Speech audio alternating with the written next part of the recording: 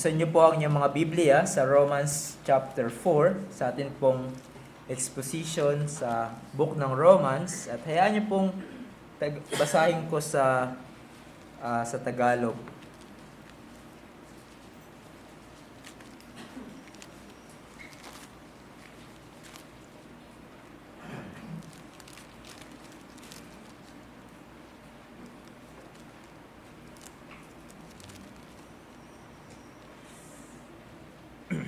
Romans chapter 4, at basahin po natin beginning verse 1.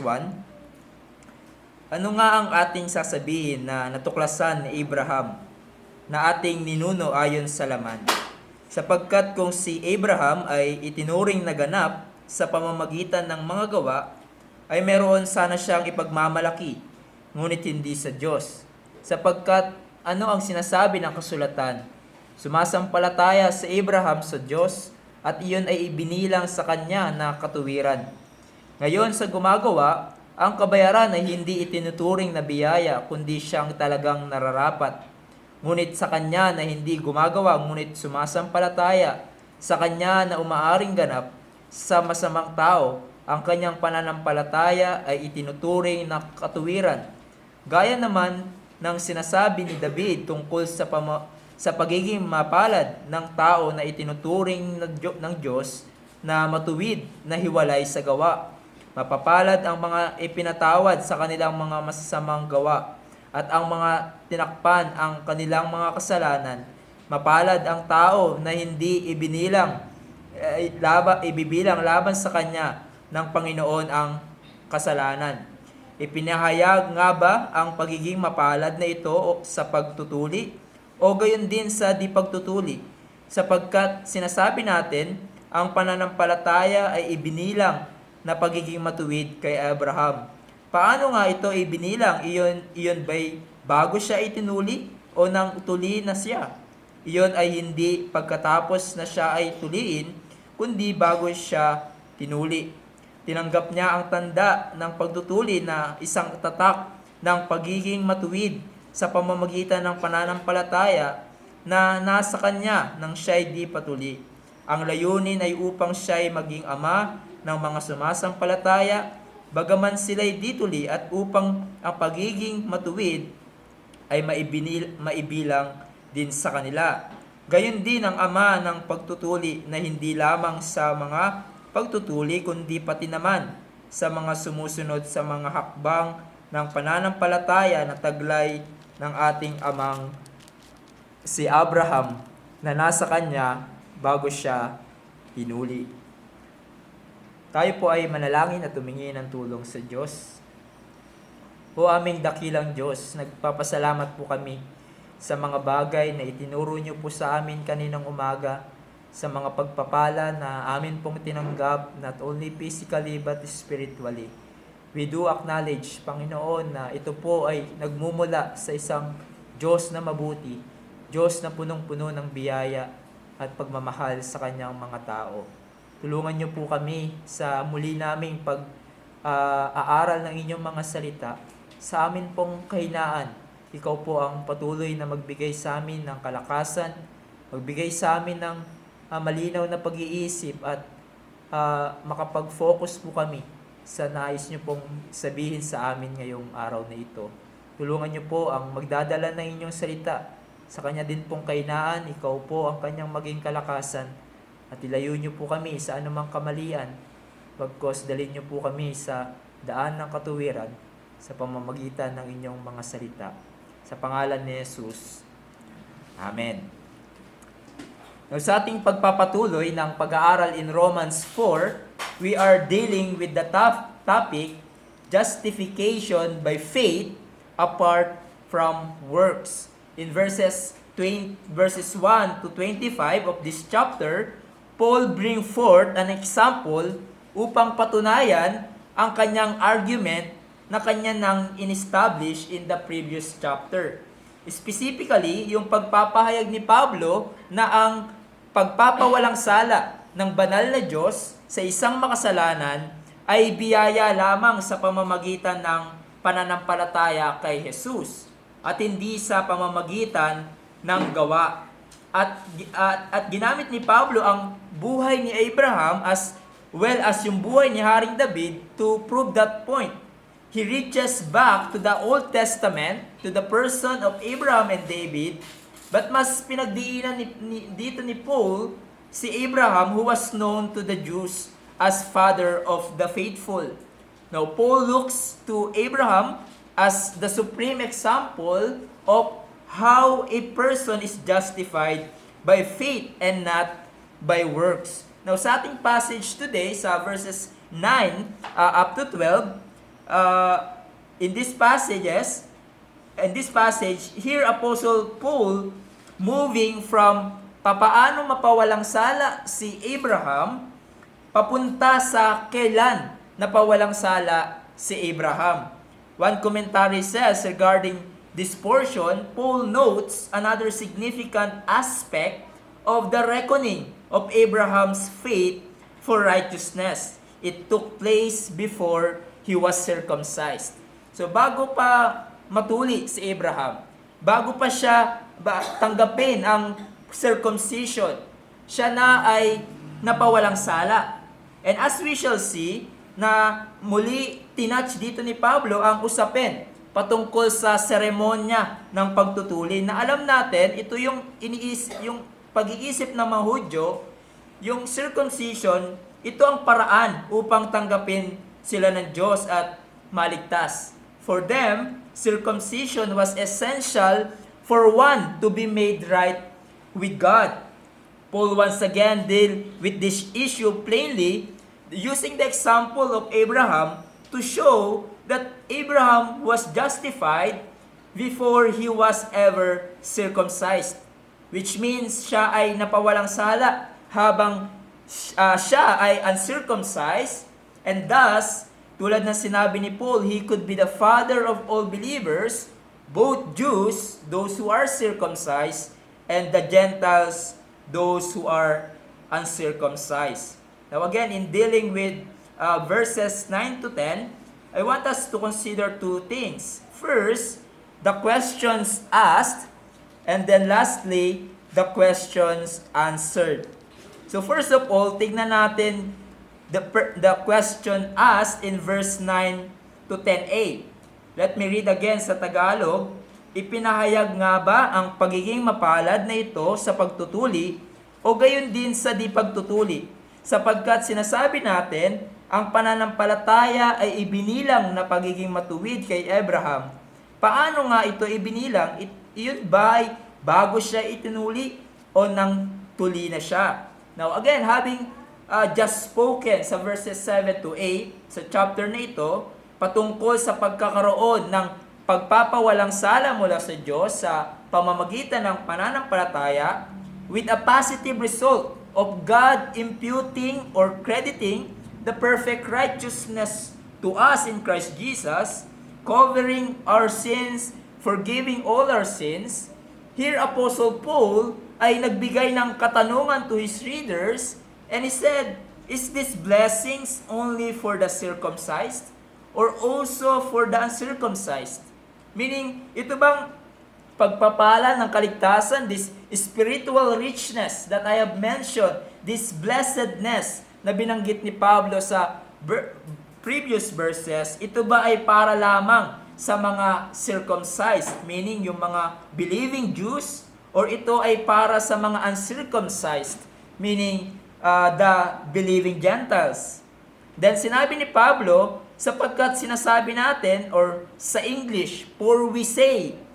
Now again, ito ay tumutukoy kay Pablo at sa kanyang mga missionary companions. Ito ang kanilang tinuturo na ang pananampalataya ay ibinilang na pagiging matuwid kay Abraham.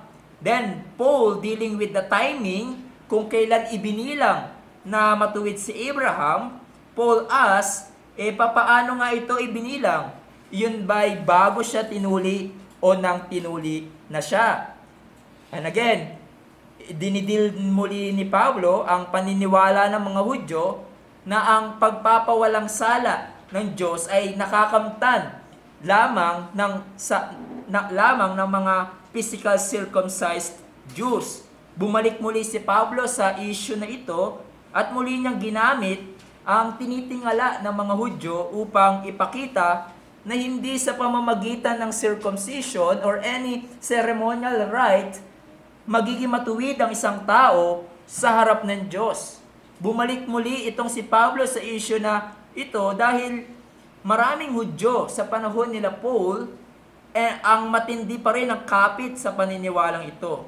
Maraming mga Hudyo in the New Testament times na sobrang kumbinsido na yung circumcision hindi lang ito ceremonial rite but a unique mark for them as God's people na naghihiwalay sa kanila sa ibang tao by their but they were thoroughly convinced that circumcision ay ang paraan para maging accepted by God. In other words, they believed that salvation was based on their obedience to God and circumcision. Now, interesting to note sa komentary ni John MacArthur kung saan sinulat niya doon ang sinabi ng isang 19th century rabbi. Ito yung rabbi, yung mga Jewish scholar and teacher. Now, I'm quoting this para ipakita kung papaano sa kanilang panahon at hanggang sa ating panahon nakatanim pa din sa mga Hudyo ang gantong paniniwala na ang pagtutuli ay makapagliligtas. Sinabi niya doon, kinote niya si Rabbi Menachem sa kanyang commentary on the Book of Moses. Sinabi niya, "Our rabbis have said that no circumcised man will ever see hell." Antindi, di ba? Sabi niya na kung walang tinuli na mapupunta sa impyerno, no circumcised man will ever see hell. Si Jalkut Rubem taught that circumcision saves from hell. Yung pagtutuli daw ay maliligtas ka mula sa impyerno. And si Midrash Milim, sabi niya that God swore to Abraham that no one who was circumcised should be sent to hell. You see, ang tindi ng kanilang mga pagkapit sa paniniwalang ito. And that's the issue, again, Paul is dealing with sa ating passage. And what's the point? Paul here is using a historical fact which is essential to his argument, and that is ang Diyos ay dinedeklarang matuwid si Abraham madaming taon pa bago siya tinuli. In fact, it was actually 14 years. Sabi nga ng iba, mahaba pa sa 14 years before Abraham was circumcised. It was years later bago niya gawin ang ceremonial rite ng pagtutuli, and yet God already declared him righteous before his sight and accepted him completely by faith alone. Now, ang isa sa mga katotohanan na tinuturo sa atin dito ng malinaw is that salvation is not by ceremonial rite. Salvation is not by ceremonial rite. Ang kaligtasan ay hindi sa pamamagitan ng anumang religious ritual or ceremony, no physical ceremony, no sacrament, no rite, whether circumcision or baptism, that can make us righteous before God and accepted by Him. Now, this is not the case with Abraham with reference sa Old Testament ordinance of circumcision and also ganun din sa Bagong Tipan with reference to the New Covenant ordinance like baptism. Hindi po tayo binabautismohan sa tubig para maligtas. Now, this is important to understand dahil hanggang sa ating panahon, laganap pa din ang ganyang katuruan. Tinuturo ng iba, nagpapakilalang churches sa ating panahon, na ang isang tao ay hindi maliligtas until siya ay mabaptize. O yung marahil narinig nyo na, yung baptismal regeneration. You see, this kind of people na nagtuturo niyan ay katulad ng mga Judaizers, ng mga Hudyo na ina-address dito ni Paul, na nagsasabing faith alone in Christ ay hindi sapat para ang isang tao ay maligtas. But what the Bible says, ano ba ang tinuturo ng Bible? Faith plus baptism ba? Faith plus church membership ba ang kaligtasan? Faith plus works ba? Absolutely not. Napakalinaw mismo sa sulat ni Paul in Romans 4:5, for example.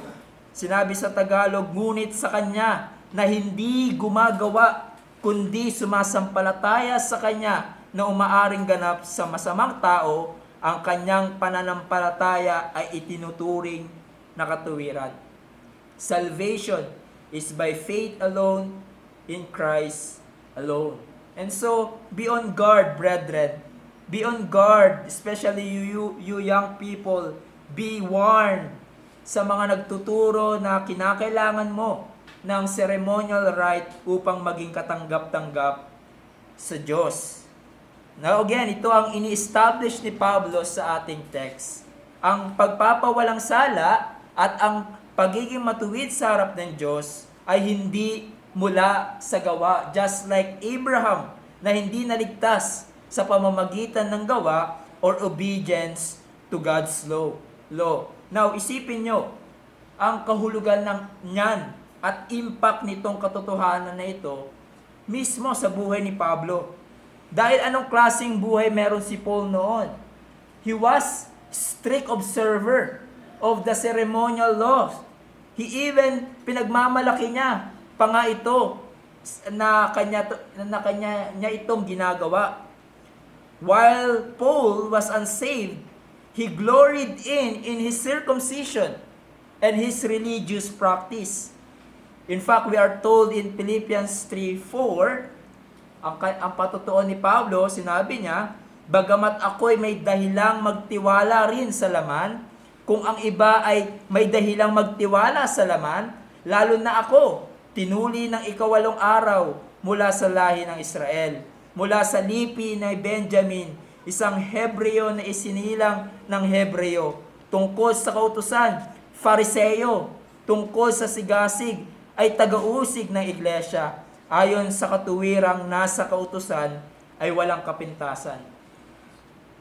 Kung ang sukatan ng pagpasok sa langit at pagiging matuwid sa harap ng Diyos ay pag-observe sa ceremonial rites and rituals, number 1 si Pablo, makakapasok sa langit.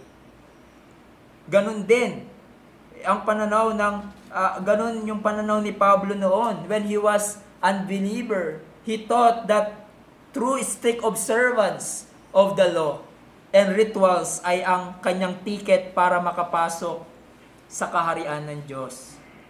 But the divine grace of God taught him that salvation is not by works, but through faith in Christ alone. Kaya't sinabi ni Pablo in Philippians 3:7, whatever gain I had, I counted as loss for the sake of Christ. It's actually a freedom. It is actually true freedom.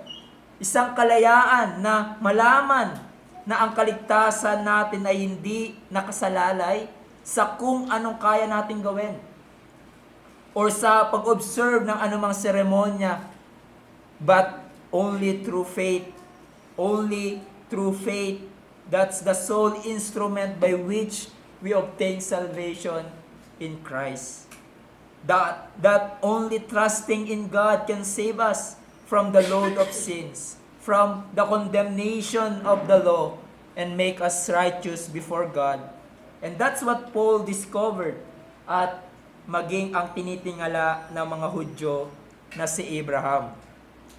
And so that leads us to our last heading, which sinabi doon sa 10b. Iyon ay hindi pagkatapos na siya ay tuliin, kundi bago siya tinuli.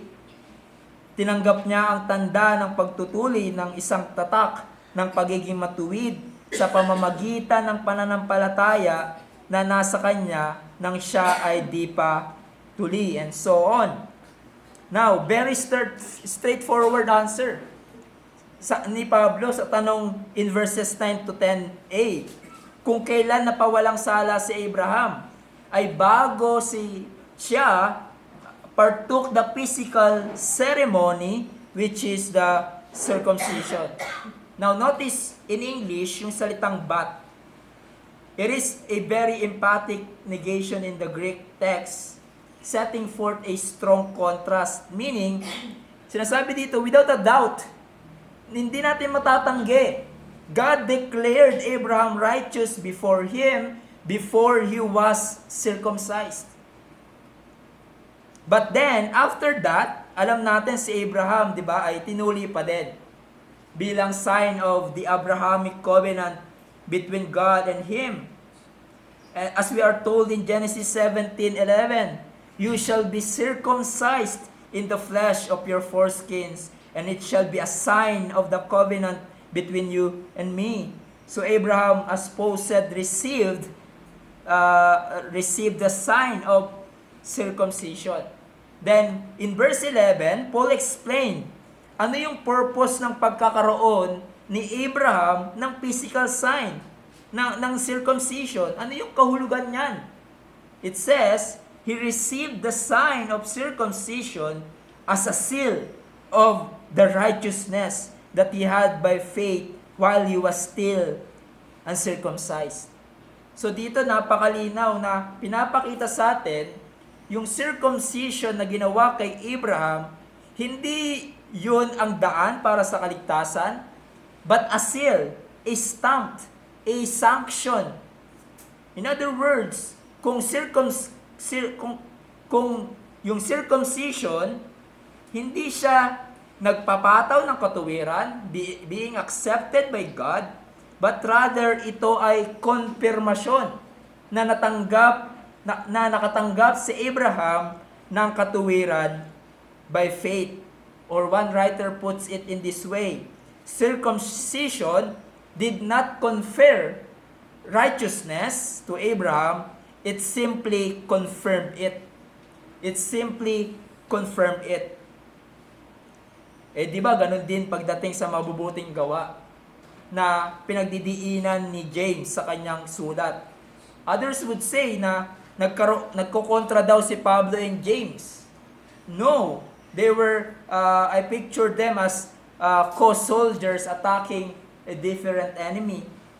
Paul attacked yung nagsasabing salvation is by works, and James attacked yung nagsasabing believer sila, pero walang good works na nakikita sa kanilang buhay na ebidensya ng tunay na pananampalataya.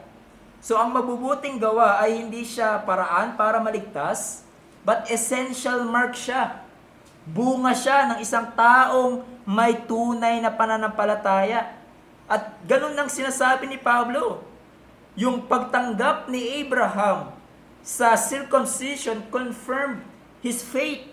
Confirmed na siya ay nakatanggap ng biyaya sa Diyos. Now, ganun din pagdating sa bautismo, is it not? Isa sa mga New Covenant ordinances, ang sign o seal na tayo ay tunay na bahagi ng tao ng Diyos ay ang pagbabautismo. Ang bautismo confirms we have faith in Christ, which may kita natin sa salita ng Diyos na ang prerequisite upang ikaw ay makatanggap ng bautismo ay you already believe in the Lord Jesus Christ. Acts 2:41, for example, so those who receive His word were baptized, and there were added that day about 3,000 souls. Now, going back, look at the purpose ng pagkakaroon ni Abraham ng circumcision as seal of righteousness that he had by faith while he was still uncircumcised. Sinabi sa 11b, one purpose is that the purpose was to make him the father of all who believe without being circumcised. Meaning, to make Abraham a spiritual father ng mga taong nananampalataya, ngunit walang rite of circumcision na natanggap, now basically referring to the Gentiles. Why? Bakit ganon? So that righteousness would be counted to them as well. Now, what Paul is saying here, si Abraham was saved by faith nung hindi pa siya nasi-circumcise upang siya ay maging ama din sa pananampalataya ng mga taong hindi na-circumcise. It is to make clear na si Abraham ay spiritual father of all who are justified by faith, no matter what people group they are from, whether sila ay hentil or hindi. These believing Gentiles ay mga tao din ng Diyos, mga anak din ni Abraham, because though hindi sila circumcised, they believe in God katulad ni Abraham. At ganun din sa mga believing Jews. Sinabi sa verse 12, and to make him the father of the circumcised, meaning mga believing Jews who were not merely circumcised, but who walk in the steps of the faith that our father Abraham had before he was circumcised. Now, dito papasok ang kalituhan at tanong ng iba. Sino ba talaga ang spiritual seed ni Abraham? Sino ba yung kanyang spiritual posterity? Gentiles na believer pero uncircumcised? Or Jewish believers na circumcised? And the answer is simple. Both. Those who believe to God in Christ Jesus, whether ikaw ay circumcised or hindi, sila ay spiritual seed ni Abraham. Kasi nga, si Abraham naligtas kahit na hindi pa siya circumcised. Ba't nagtiwala sa Diyos at siya ay naligtas? Sino ang tunay na seed ni Abraham? Well, napakalinaw, sinabi ni Paul in Galatians 3:29. And if you are Christ, then you are Abraham's offspring, heirs according to the promise.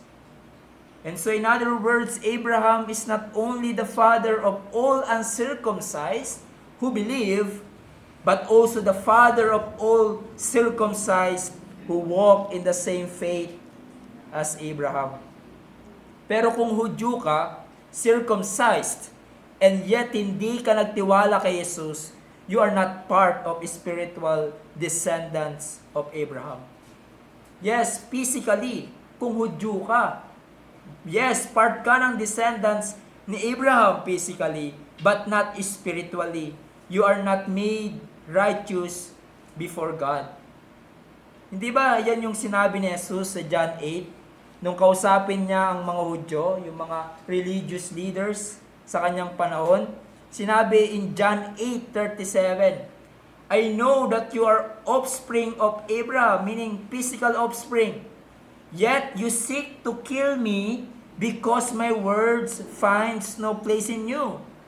But then Jesus went on to say in verse 30, if you were Abraham's children, meaning spiritual seed, if you are Abraham's children, you would be doing the works Abraham did.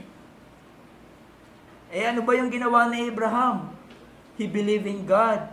He believed in the coming Messiah, the Lord Jesus Christ. Now, simply stating, according sa salita ng Diyos, merong dalawang binhi. Seeds, dalawang offspring si Abraham. Isang physical na mga anak, ang lahing Hudyo, at isang spiritual, mga nagtiwala kay Jesus, composed of Gentiles and Jews. That's why pwede sabihin ni Pablo, for example, in Romans 9:6, for not all who are descended from Israel belong to Israel, and not all children of Abraham, because they are his offspring. Now, ano ang importansya ng katotohanan na ito? It helps us understand what's going on sa lumang tipan. Lalo na sa mga Hudyo. Think about those Jews na mga tinipan ng Diyos at meron silang physical sign of circumcision. It shows that they are members of the old covenant people of God. Ngunit ang pagiging bahagi nila ay physical lamang. at hindi sa kanilang puso, not spiritually. Kaya makikita natin, di ba, madami sa kanila nagre-rebelde sa Diyos. Kumpara sa mga spiritual descendants of Abraham, those who truly believe and follow the Lord. Katulad ni Isaac, ni Moses and David, at marami pang iba.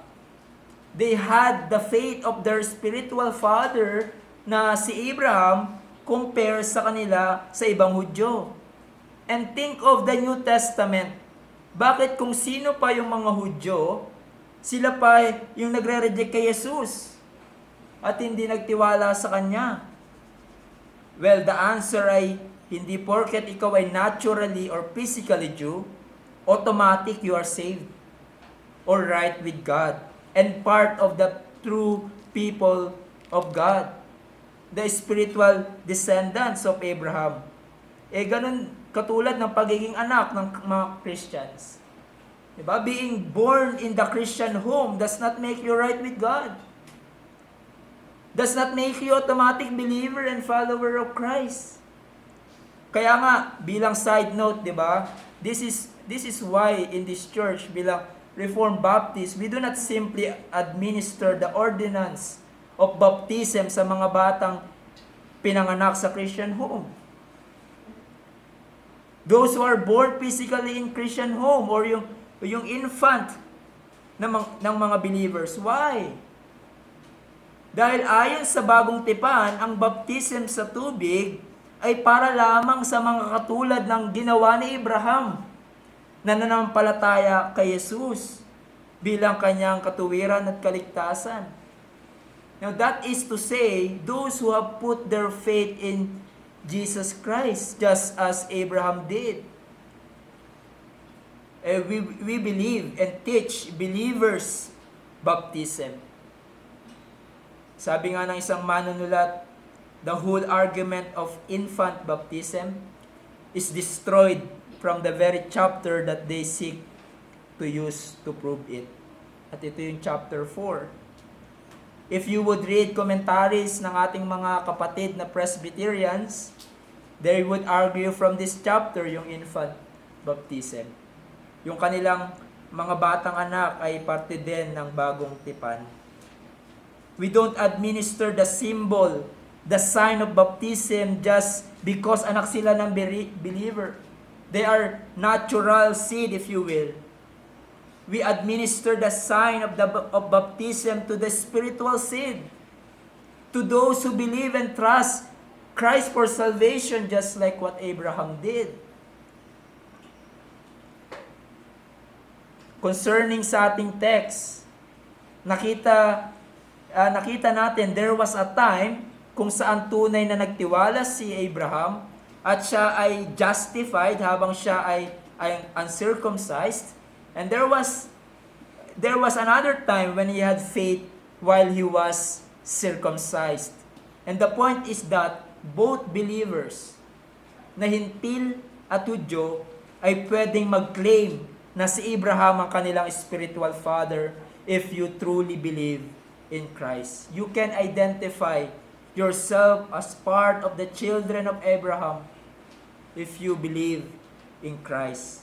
It is true hanggang sa ating panahon, if you are Christ, Paul said, then you are Abraham's offspring. You see, salvation by faith alone in Christ ay hindi na bago. Salvation by faith alone in Christ, hindi na ito bago, hindi ito inimbento ng mga Reform. Hindi ito inimbento ni Paul at ng mga apostle ni Jesus. This is how God saved His people from the very beginning of time.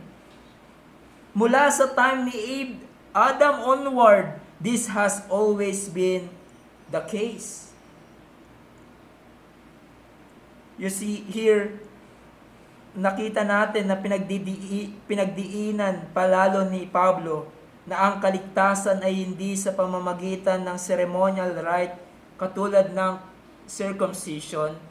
Pinaliwanag ito ni Pablo sa pamamagitan muli ng pangyayari sa buhay ni Abraham, who was made right with God before he was circumcised, upang siya ay maging spiritual father, hindi lamang ng mga believing Jews, but also the believing Gentiles who don't have circumcision. And so, by the way of application, let me say first para sa atin lahat.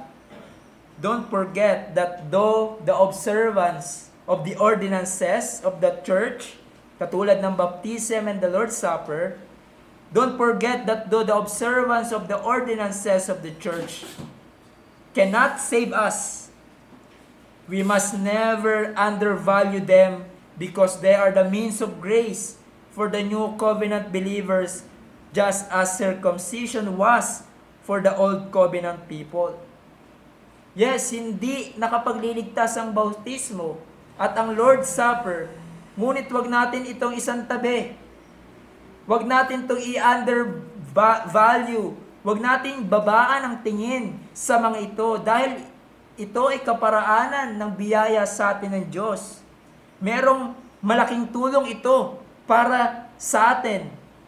Now, pagdating sa circumcision sa lumang tipan, hindi ito nakapagliligtas, but remember yung napag-aralan natin sa mga nakaraan. Specifically, chapter 2 and 3, circumcision ay merong value. Being a Jew and having physical sign of circumcision ay merong value. Chapter 3 verse 1 said, "Then what advantage has the Jew? Or what is the value of circumcision? Much in every way." So, at ang ordinansya para sa New Covenant people of God ay may malaking tulong at biyaya. Ang bautismo sa tubig, ito ay pagpapahayag at pagpapatunay that you are already been saved. That you are now a disciple of Christ. And you confess Him as your Lord and only Savior. Ang bautismo, ito ay pagpapahayag that you are dead to sin and alive to God. You are raised to new life. And baptism is a public declaration that I belong to Christ and He belongs to me. The ordinance of baptism is for those who make a clear and credible profession of faith. Marahil meron ako ngayong kinakausap dito.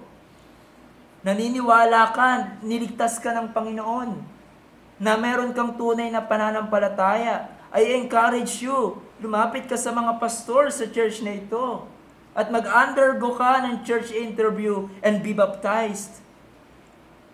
And if you are a true Christian, if you are truly saved, declare it publicly through baptism. Tell the people kung anong dakilang ginawa sa iyo ni Jesus sa kaligtasan. Ganun din ang ordinance of the Lord's Supper. Do not undervalue it. And you make sure na kung gagawin natin ito, you are present and prepared. Dahil ito ay kaparaanan ng biyaya para tayo ay lumago spiritually. But let me say, be reminded that there is a big difference between ritualism and regeneration. And what do I mean by that? Pagdating sa kaligtasan at pagkakaroon ng tunay na fellowship with God, hindi ito mangyayari sa pamamagitan ng religious rituals. It will only happen by regeneration, by God changing our hearts from the heart of stone to the heart of flesh that fears and love God. You can have all religious rituals. Maaring dumaan ka sa bautismo sa tubig, umattend ng pagsamba tuwing linggo nang walang palya. You go with the flow sa kung anong ginagawa ng mga Christian sa araw ng pagsamba. And yet, ang iyong puso ay malayo sa Diyos. Yung iba, tatanungin mo, di ba? Paano mo alam na Christian ka? Yung sagot nila, well, umaattend ako sa church tuwing linggo. Nabautismuhan ako sa tubig nung ako ay 5 years old. I sing hymns and listen to the preaching every Sunday. That's how I know na ako ay Christian. Wrong. That's ritualism. That's salvation by ceremony. But through saving faith and being born again, being born from above, ay nagre-resulta ng pagtitiwala kay Jesus, pagmamahal sa Kanya at sa Kanyang salita, obedience and hatred of sin. And so let me ask you, are you born again? Are you born from above? Paano mo malaman na tunay kang Kristiyano or na born again? By just attending every Sunday? Following ceremonies and rituals in the church? No! Dahil even atheists ay kayang gawin ang mga yan. How do you know that you are born again? That you are the real deal? Is there love for Christ? Is there desire to follow Him and obey Him? Is there love for His words and His people? Is there hatred of sin? At kung nakagawa ka ng kasalanan, you go to God through Christ to confess your sin and ask for forgiveness. Is there repentance sa iyong pagkakasala? That's what Christian does. At alam nyo pa kung ano ang pinagkaiba ng mananampalataya sa di mananampalataya? Ang pinagkaiba nila ay hindi dahil ang Christian ay hindi na nahuhulog sa kasalanan. Dahil nahuhulog pa din ang Christian sa kasalanan. Ngunit anong pinagkaiba nila ng believers and unbelievers? A Christian grieves over his sin. A Christian grieves over his or her sins. May lungkot at pagkamuhi sa kasalanan ng isang tunay na Christian kapag siya ay nagkasala. Unlike the unbelievers who live with their sin and happy doing it. Do you hate your sins? Na kung ikaw ay nahulog na naman sa kasalanan, you feel horrible about it, you are convicted of it, and you are troubled sa nagawa mong kasalanan, and you cry out to God, "Oh God, cleanse me of my sin. Wretched man that I am, who will deliver me from this body of death?"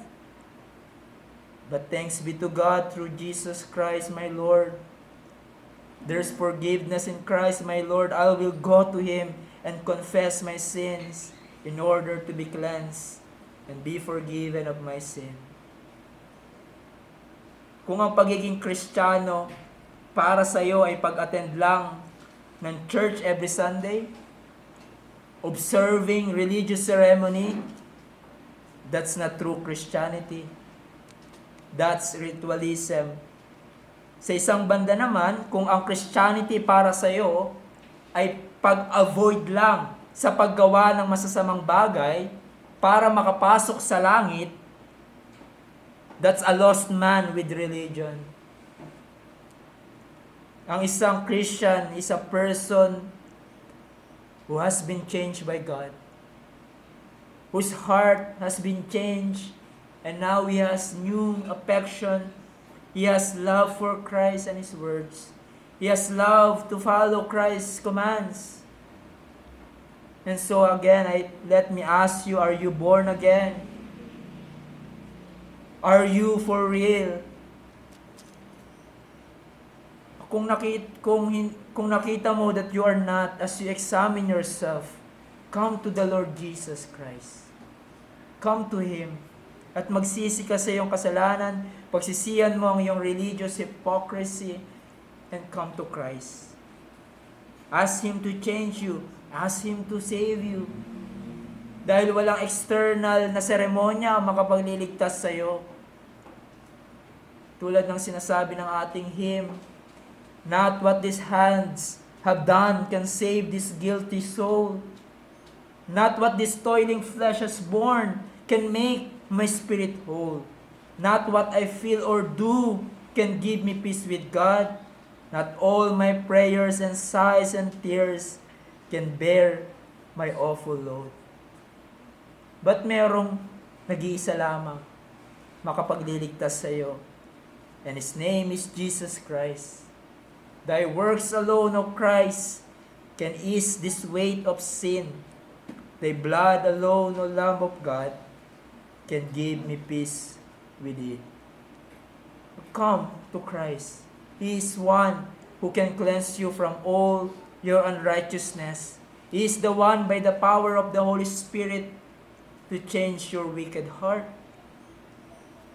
But then for us, brethren, since Abraham is the spiritual father of all true believers, whether Gentiles or Jews, all believers are purchased by the blood of Christ and part of God's family, the church.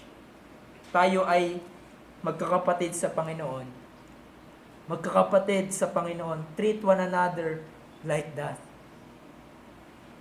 Itrato mo sila na parang kapatid mo sa laman.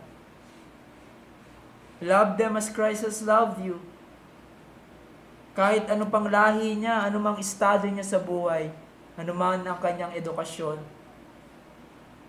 Kung sila ay tunay na Christian, sila ay kapatid mo sa Diyos, sa Panginoon. Sila ay kapatid mo sa Panginoon. So treat them like that.